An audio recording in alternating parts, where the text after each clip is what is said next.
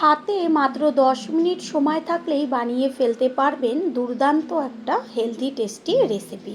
কোনো রকম ঝামেলা ছাড়াই তৈরি করে ফেলতে পারবেন। এতটাই টেস্টি হয়, বাচ্চা থেকে বড় সকলেই প্রতিদিন তৈরি করার আবদার করবে।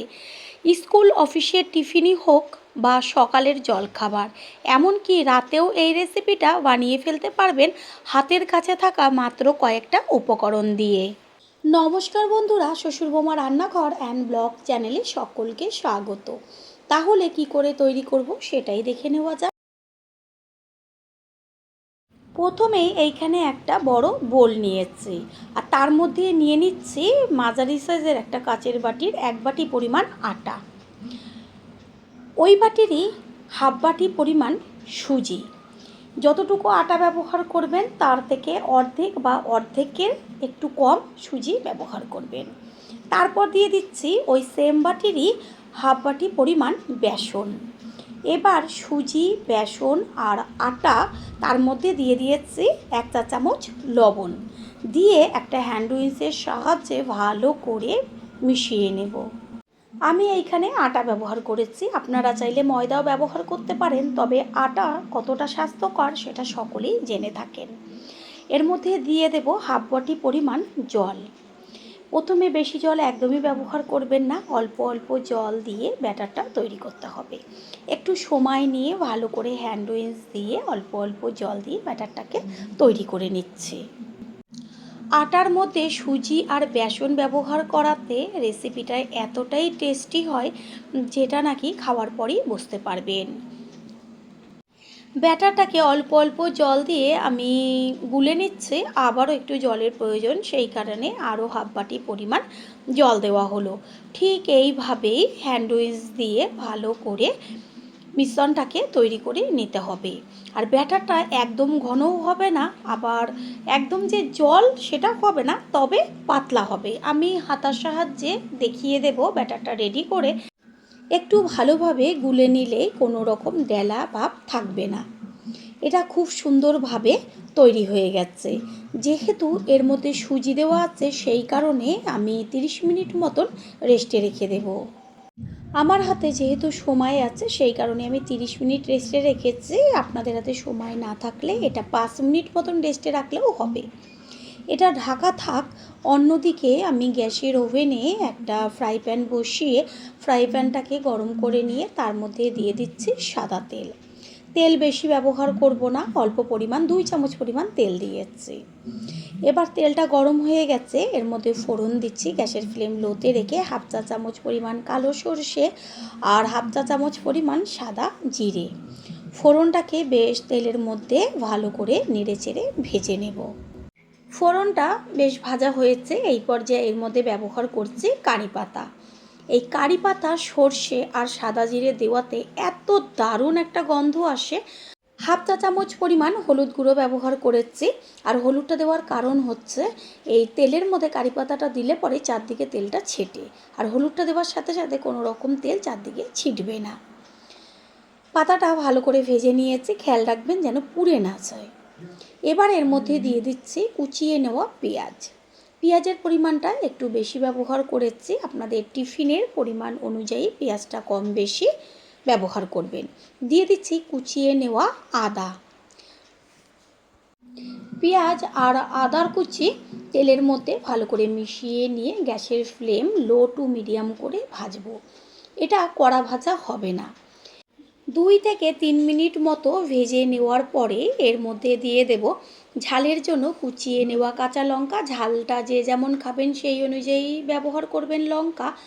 আর দিয়ে দেব কুচিয়ে নেওয়া একদম ছোট ছোট করে কেটে নেওয়া টমেটো। তারপরেই দিয়ে দেব এর মধ্যে ধনে পাতা। ধনে পাতার পরিমাণটা আমি একটু বেশি ব্যবহার করেছি। খুন্তি দিয়ে এবার সব কিছু ভালো করে মিশিয়ে নিয়ে ভেজে নেব। তাড়াতাড়ি মজে আসার জন্য এর মধ্যে দিয়ে দিচ্ছি পরিমাণ মতন লবণ। লবণটাকে মিশিয়ে নেব। আর এটা কড়া ভাজা একদমই হবে না, বেশ হালকা একটু ভাজা হবে। 3 থেকে 4 মিনিট মতন ভেজে নিলেই এটা রেডি হয়ে যাবে। পুরনো বন্ধুদের সবসময় আমাদের পাশে এইভাবে ভালোবেসে থেকে এগিয়ে নিয়ে যাবার জন্য অনেক অনেক ভালোবাসা। পেঁয়াজ টমেটোর কাঁচা যে গন্ধটা সেটা চলে গেছে, আর এটা গ্যাস অফ করে দিয়েছি, পুরটা রেডি হয়ে গেছে। আর এইদিকে যে আমি ব্যাটারটাকে রেস্টে রেখেছিলাম, ঢাকনাটাকে সরিয়ে দিয়ে তারপরে এর মধ্যে দিয়ে দিচ্ছি 1 চা চামচ পরিমাণ ধনের গুঁড়ো, আর হাফ চা চামচ পরিমাণ হলুদ গুঁড়ো, আর দেবো হাফ চা চামচের থেকেও কম পরিমাণ কাশ্মীরি লঙ্কার গুঁড়ো। তারপরে দিয়ে দেব হাফ চা চামচ পরিমাণ চাট মশলা। এবার হ্যান্ড উইচের সাহায্যে ভালো করে মিশিয়ে নেব। কতটা পাতলা করেছিলাম, এবার যে সুজিটা দেওয়া ছিল সেই কারণে সুজিটা ফুলে অনেকটা জল টেনে গেছে। আর কোনো রকম আমি ব্যাটারের মধ্যে জল ব্যবহার করব না, কারণ প্রথমেই আমি পাতলা করে গুলে নিয়েছিলাম। এরপর এর মধ্যে দিয়ে দেব ওই যে ভেজে নিয়েছি পুরটা, সেই সমস্তটা। কাঁচা দিলে পরে কি হবে, এতটা টেস্টি হবে না। ঠিক এইভাবে টিফিনটা তৈরি করবেন। তারপর খেয়ে এসে কমেন্ট করে অবশ্যই জানিয়ে যাবেন যে কতটা টেস্টি হয়েছিল। ভালো করে সব কিছু হ্যান্ড উইচের সাহায্যে মিশিয়ে নিয়েছি। ব্যাটার তৈরি হয়ে গেছে। আমি একটা ডুবো হাতায় তুলে দেখিয়ে দিচ্ছি যে কতটা পাতলা বা কতটা ঘন রাখতে হবে।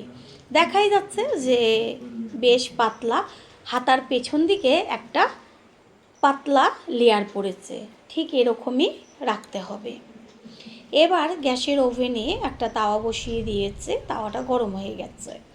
একটা ব্রাশের সাহায্যে আমি সাদা তেল তাওয়ার গায়ে ব্রাশ করে নেব। কোনো রকম বেশি তেলের প্রয়োজন নেই, আর আপনারা চেষ্টা করবেন সব সময় ননস্টিকের যে কোনো কিছু ব্যবহার করতে। হাতায় করে এবার তাওয়ার মাঝখানে আস্তে করে 1.5 হাতা পরিমাণ ব্যাটার আমি এক জায়গায় দিয়ে দেব।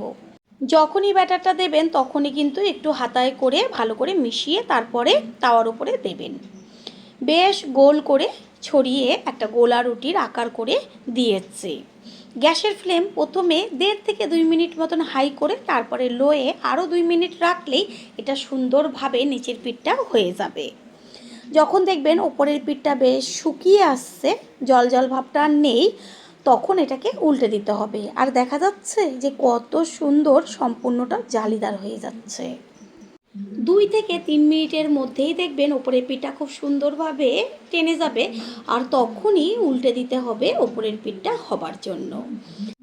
গ্যাসের ফ্লেম লো টু মিডিয়াম রেখে এপিট ওপিট করে ভেজে নেব।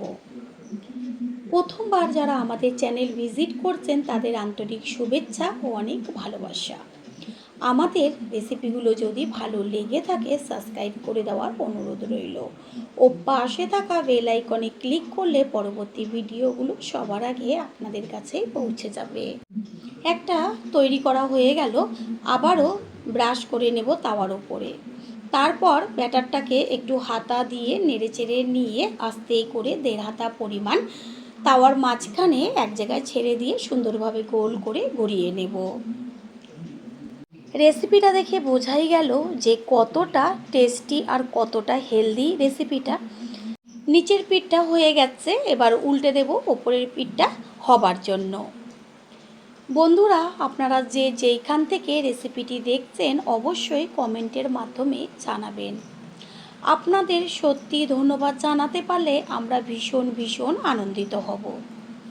টিফিনটা তৈরি হয়ে গেছে, 2 পিঠই খুব সুন্দরভাবে ভাজা হয়েছে। একইভাবে এটাকে তুলে নেব, আরও যে ব্যাটারগুলো রয়েছে সেইগুলোকে তৈরি করে নিয়ে ফিরে আসছি। তৈরি হয়ে গেল আজকের রেসিপি। আশা করি রেসিপিটি ভালো লাগলো, আর যদি ভালো লেগে থাকে একটা লাইক, কমেন্ট, পারলে একটা শেয়ার করে অবশ্যই জানাবেন। আপনাদের দেওয়া একটা লাইক ও লাইকের পাশে থাকা হাইপ আর একটা শেয়ার আমাদের কাছে অনেক অনেক গুরুত্বপূর্ণ।